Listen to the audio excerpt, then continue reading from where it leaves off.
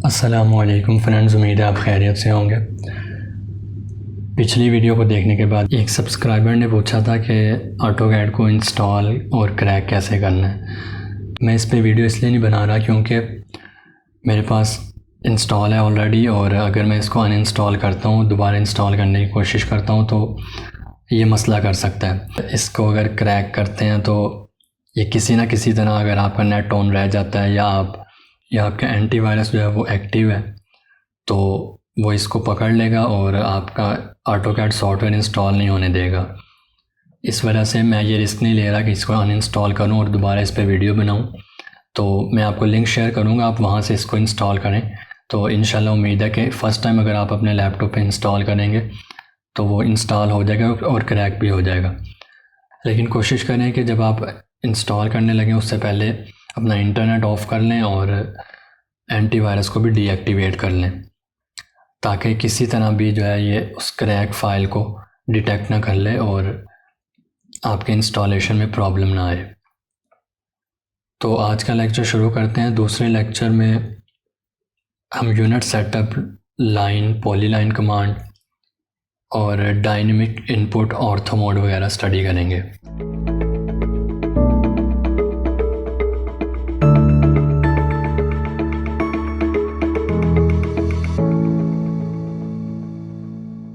ये AutoCAD open कर लिया मैंने। यहाँ पर स्टार्ट ड्राइंग से न्यू ड्राइंग ओपन करते हैं। सबसे पहले यूनिट सेटअप पे बात करते हैं। यूनिट सेटअप इसलिए ज़रूरी है कि ऑटोकैड को पता हो कि आप किन यूनिट्स में काम कर रहे हैं। बाज़ औक़ात ऐसा होता है आपने पूरी ड्राइंग ड्रॉ कर ली है, उसके बाद आपको याद आया कि यूनिट तो मैंने सेट ही नहीं किया, आपको पता ही नहीं आपने किस यूनिट में काम किया। अपनी तरफ से तो आपने फीट इंच में काम किया फॉर एग्ज़ाम्पल, लेकिन जब आपने इसको डायमेंशनिंग देना स्टार्ट की तो उसमें प्रॉब्लम आ गई। अब जो चीज़ आपने 10 फीट ड्रॉ की है उसके कुछ और डायमेंशंस आ रही हैं। तो इस वजह से ड्राइंग स्टार्ट करने से पहले आपको यूनिट सेट करना बहुत ज़रूरी है। अब यूनिट किस तरह सेट करने हैं, इसकी शॉर्ट कमांड है UN एंटर करें। UN कीबोर्ड से आप एंटर करें, उसके बाद एंटर का बटन प्रेस करें। ये आपके सामने ड्राइंग यूनिट्स की विंडो ओपन हो गई है। यहाँ से आप यूनिट की डिफरेंट टाइप जो है वो चूज़ कर सकते हैं। Architectural, decimal, engineering, fractional, scientific. अपनी क्लासेस में हम आर्किटेक्चरल यूनिट्स पे काम करेंगे और मोस्टली जो है वो आर्किटेक्चरल और डेसिमल में काम होता है। आर्किटेक्चरल के अंदर फीट और इंच, और डेसिमल में मेट्रिक सिस्टम है जिसमें मीटर, सेंटीमीटर और मिलीमीटर्स में वर्किंग होती है।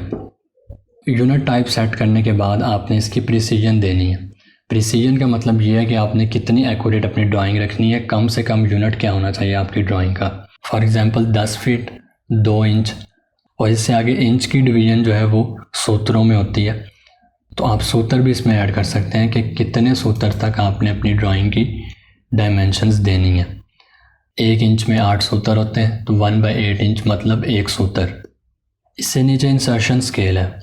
अब इस इंसर्शन स्केल पे मैं इसको इंचेस पे ही रहने देता हूँ, और इसकी वजह मैं आपको बताऊँगा जब हम लाइन ड्रॉ करेंगे, लाइन कमांड स्टडी करेंगे, तो वहाँ पर मैं इसकी आपको वजह बताऊँगा कि यहाँ मैंने इंचेस क्यों लिखा है। यूनिट सेट करने के बाद और इसकी प्रिसीजन देने के बाद आप ओके करें, आपके यूनिट सेट हो गए। अब ड्राइंग की पूरी वर्किंग फीट और इंचेस में होगी क्योंकि आर्किटेक्चर यूनिट्स पे आपने ड्राइंग को सेट कर लिया। नेक्स्ट कमांड हम स्टडी करेंगे लाइन कमांड, और लाइन कमांड को एक्टिव करने के लिए डिफरेंट ऑप्शन है। पहला तो ये जो मैंने आपको पिछली वीडियो में बताया था, रिबन में ड्रॉ पैलेट पे आएँ और इस पर फर्स्ट कमांड जो है वो लाइन है, यहाँ से आप एक्टिवेट कर सकते हैं। बिगनर्स के लिए ईजी है कि आप रिबन से कमांड सेलेक्ट कर लें, लेकिन मैं रिकमेंड करूँगा कि आप कमांड्स की शॉर्टकट कीज़ लाजमी याद करें, क्योंकि अगर आप प्रोफेशनली काम कर रहे हैं तो आप बार बार यहाँ से जाके पिक करने की बजाय कीबोर्ड से डायरेक्ट एंटर करें शॉर्टकट की और कमांड को एक्टिवेट कर लें। तो लाइन कमांड आप यहाँ से भी एक्टिव कर सकते हैं, और दूसरा ऑप्शन अपने कीबोर्ड से L एंटर करें। L लाइन कमांड की शॉर्टकट की है। लाइन एक्टिव हो गई। अब इसको ड्रॉ कैसे करना है, नीचे कमांड प्रॉम्प्ट में जो मैसेज आ रहा है इसको पढ़ें। लाइन स्पेसिफाई फर्स्ट पॉइंट, वो कह रहा है लाइन का पहला पॉइंट स्पेसिफाई करें, आपने लाइन कहाँ से ड्रॉ करना स्टार्ट करनी है। पहला पॉइंट स्पेसिफाई करें जहाँ से आपने लाइन स्टार्ट करनी है, और इसके बाद देखें नीचे स्पेसिफाई नेक्स्ट पॉइंट कह रहा है। दूसरा पॉइंट, लाइन का दूसरा पॉइंट कहाँ पर आपने लाइन को एंड करना है वो स्पेसिफाई करें, क्लिक करें।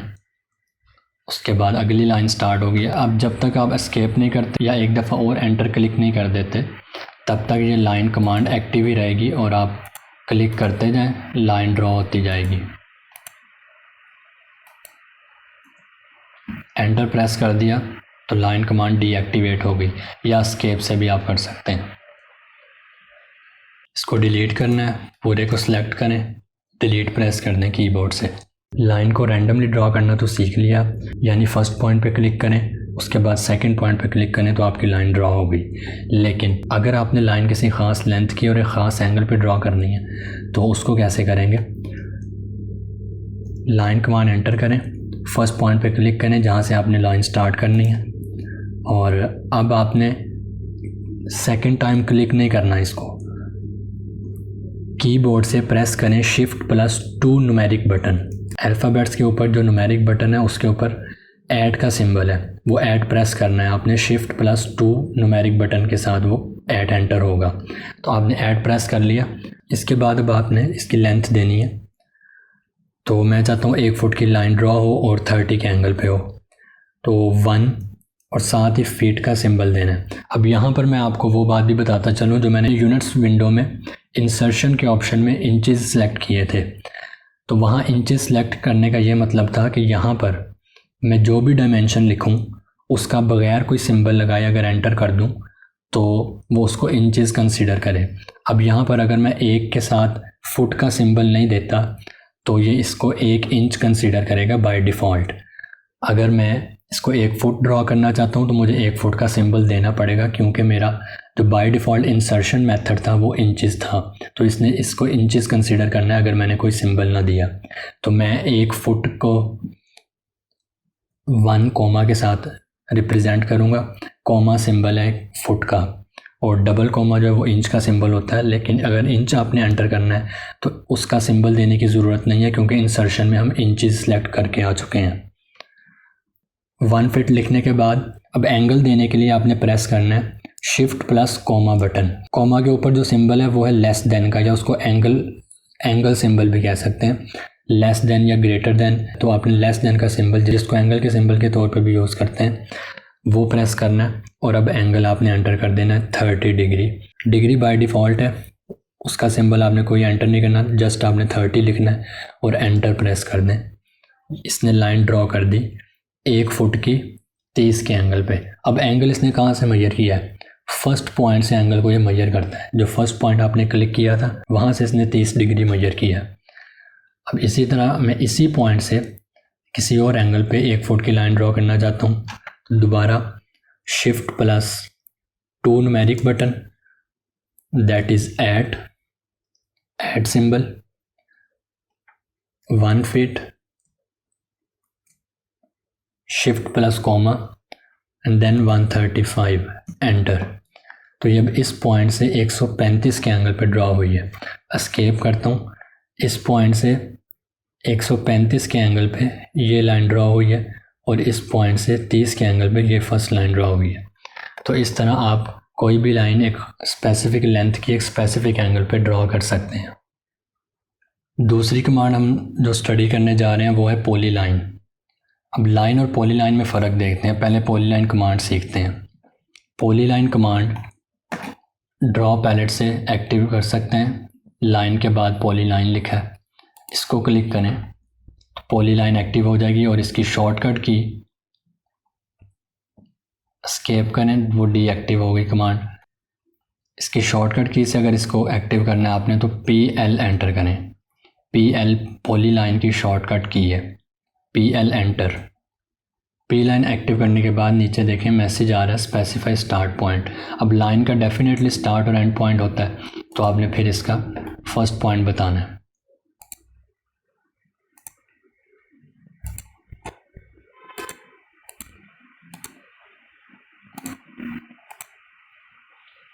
अब यहाँ मैंने लाइन एंड करनी है, कमांड अभी भी एक्टिव है, तो मैं चाहता हूँ ये कमांड डीएक्टिवेट हो जाए। आप एक दफ़ा एंटर प्रेस कर दें। अब पॉली लाइन और लाइन में फ़र्क देखते हैं। ये मैंने पॉली लाइन से ड्रॉ किया। अब मैं लाइन कमांड एक दफ़ा फिर एक्टिव करता हूँ और कुछ लाइंस ड्रॉ करता हूँ, एंटर। अब देखें ये लाइन से मैंने ड्रॉ किया है और ये पॉली लाइन से ड्रॉ किया है। जब मैं इस पर कर्सर ला रहा हूँ तो ये पूरा सिलेक्ट हो रहा है। अगर मैं क्लिक करता हूँ तो ये देखें पॉली लाइन से ड्रॉ की हुई लाइन टोटली सिलेक्ट हो गई है। इसको एस्केप करके अगर मैं इसको सिलेक्ट करता हूँ जो मैंने लाइन से ड्रॉ की है, तो ये एक सेगमेंट अलग सिलेक्ट हुआ, दूसरा सेगमेंट अलग सिलेक्ट हुआ। तो लाइन और पॉली लाइन में बेसिक डिफरेंस यही है। लाइन से जब आपने एक दफ़ा स्टार्ट में और एक दफ़ा एंड में क्लिक कर दिया तो उस लाइन को वो एक अलग सेगमेंट कंसीडर करेगा, दूसरी किसी लाइन से ज्वाइन नहीं करेगा। जबकि पॉली लाइन में आप जितने भी क्लिक करते जाएं, यहाँ से स्टार्ट किया था हमने, इधर क्लिक किया, इधर जितने भी आपने क्लिक किए उन सबको उसने ज्वाइन कर दिया। पॉली लाइन एक डिफरेंट सेगमेंट्स की कंबाइंड लाइन है और लाइन जो है वो सिंपल लाइन है, 2 पॉइंट्स, एक फर्स्ट और एक एंड पॉइंट्स के दरमियान। ये बेसिक डिफरेंस था लाइन और पॉली लाइन में। नेक्स्ट टूल जो हम स्टडी करेंगे वो है ऑर्थो मोड। ऑर्थो मोड बहुत ही हेल्पफुल और बहुत ही मज़े का टूल है ऑटोकैड में। लाइन कमांड में एंटर करता हूँ तो ये देखें लाइन किसी एंगल पर ड्रॉ हो रही है। इर्रेगुलर डायरेक्शंस में लाइन ड्रॉ होती है। इसको मैं यहाँ कंट्रोल नहीं कर पा रहा। मैं चाहता हूँ लाइन हॉरिजॉन्टल हो या वर्टिकल हो। हॉरिजॉन्टल होता है 0 एंगल पे और वर्टिकल 90 के एंगल पे। इन सब को मैं डिलीट करता हूँ। अब ऑर्थो मोड पे आते हैं। नीचे स्टेटस बार में देखें ये ऑप्शन अवेलेबल है। ये 90 के एंगल का आइकन है, देखें ऑर्थो मोड। ये जब आप इस पर कर्सर लाते हैं तो ऑर्थो मोड ये जो मैसेज दे रहा है ortho mode F8 restrict cursor orthogonally. इसका क्या मतलब है? ऑर्थोगोनल का मतलब है परपेंडिकुलर। अब इसको एक्टिव कर लें। इसकी शॉर्टकट की है F8, फंक्शनल की F8। अगर आप कीबोर्ड से प्रेस करते हैं तो ऑर्थो मोड एक्टिव हो जाता है, नहीं तो यहाँ से भी आप इसको एक्टिव कर सकते हैं। ऑर्थो मोड मेरा ऑन है। लाइन कमांड एक्टिव करता हूँ, क्लिक किया। अब दूसरे पॉइंट पे क्लिक करना है। अब लाइन को देखें। पहले जब हम लाइन ड्रॉ करने लगते थे तो डिफरेंट एंगल देता था और लाइन मूव करती थी इधर उधर, कंट्रोल नहीं कर सक रहे थे आप उसको। अब यहाँ पर लाइन सिर्फ और सिर्फ 0 के एंगल पे मूव कर रही है। क्लिक किया और अब वर्टिकल एंगल पे दोबारा हॉरिजॉन्टल भी ड्रॉ कर सकते हैं, वर्टिकल अप डाउन 90, फिर इसको क्लिक किया। अब ये सिर्फ और सिर्फ 0 या 90 के एंगल पे लाइन ड्रॉ होगी। तो ये ऑर्थो मोड का फ़ायदा है। कितना हेल्पफुल टूल है कि आप एक रेक्टेंगल या हर लाइन, इसको कहते हैं फील्ड में गुनिया पे ड्रॉ कर सकते हैं। अगर आप मिस्त्रियों की ज़ुबान में पूछें तो इसको कहते हैं गुनिया, यानी 90 के एंगल पे आप लाइंस ड्रॉ कर सकते हैं ऑर्थो मोड से। ऑर्थो मोड असल में गुनिया या परपेंडिकुलर है। एक चीज़ आपने नोट की होगी कि मैंने पहली क्लास में कहा था कि ग्रिड्स हम ऑफ़ कर लेते हैं। तो अभी चूंकि मैं कोई प्रॉपर ड्राइंग नहीं बना रहा, इस वजह से मैंने ग्रिड्स ऑफ़ नहीं की। अभी हम सिर्फ कमांड स्टडी कर रहे हैं तो ग्रिड ऑन भी रह जाए तो कोई मसला नहीं है। आज की क्लास में आखिरी चीज़ जो हमने स्टडी करनी है वो है डायनेमिक इनपुट। दोस्तों अगर मैं कोई कमांड एंटर करता हूँ, लाइन एंटर की, अब मेरे पास यहाँ ऊपर भी कर्सर के साथ भी स्पेसिफाई फर्स्ट पॉइंट ऑप्शन आ रहा है और नीचे भी कमांड प्रॉम्प्ट के अंदर स्पेसिफाई फर्स्ट पॉइंट है। मैं कोई भी कमांड एंटर करता हूँ, अगर ये मुझे इरिटेट कर रही है, मैं चाहता हूँ मेरे पास ये ड्राइंग पे शो ना हो, सिर्फ और सिर्फ कमांड जब नीचे कमांड प्रॉम्प्ट के अंदर ही आए, मेरे पास यहाँ पर कर्सर के साथ कोई ऑप्शन ना आए, तो इसके लिए हमारे पास है डायनेमिक इनपुट का ऑप्शन। नीचे स्टेटस बार में है, यहाँ पर डायनेमिक मोड का ऑप्शन अवेलेबल है। अभी ये ऑन है। ये ऑन होने की वजह से मेरे पास वर्क स्पेस के अंदर भी कमांड के ऑप्शन आते हैं। इसको मैं ऑफ़ करना चाहता हूँ तो इस पर आप क्लिक कर दें, ये ऑफ़ हो गया। अब ग्रे हो गया, ब्लू पे ऑन होता है, ग्रे पे ऑफ़ हो जाता है। और अगर इस पर आप कर्सर लाएं तो यहाँ पर देखें ऑफ भी लिखा हुआ है, डायनेमिक इनपुट ऑफ। क्लिक कर दें, अब कर्सर इस पर करें तो ऑन है, इसको ऑफ कर लें। अब मैं लाइन कमांड एंटर करता हूँ तो वो कर्सर पे एंटर नहीं हो रही, नीचे कमांड प्रॉम्प्ट में एंटर हो रही है। यहाँ देखें लाइन, अब सिर्फ और सिर्फ यहाँ पर ऑप्शन आ रहा है, मेरे पास कर्सर के साथ ऑप्शन नहीं आ रहा, तो ये थोड़ा इजी हो जाता है। अगर आप समझते हैं कि आपको ये तंग कर रहा है ऊपर स्क्रीन पर, तो आप यहाँ पर इसको डायनेमिक इनपुट ऑप्शन ऑफ कर सकते हैं। अब एक और चीज़, अगर आप इसको फर्स्ट टाइम चला रहे हैं ऑटोकैड को, तो आपके पास हो सकता है कि ये डायनेमिक इनपुट का ऑप्शन इधर हो ही ना, तो इसको यहाँ पर शो कैसे करवाना है। तो इसी स्टेटस बार में यहाँ लास्ट आइकन पर आएँ, कस्टमाइजेशन, इस पर क्लिक करें, इसमें सर्च करें, ये टॉप पर देखें डायनेमिक इनपुट है, ये अभी चेक है तो इस वजह से वो स्टेटस बार में शो हो रहा है। इसको मैं ऑफ़ कर लूँ तो यहाँ से वो गायब हो गया। तो आपके पास इस तरह का हो सकता है कि यहाँ पर शो ही ना हो। इसको अगर ऑन करना है आपने तो यहाँ से डायनेमिक इनपुट को चेक कर लें, तो आपके पास ये डायनेमिक इनपुट का ऑप्शन आ जाएगा।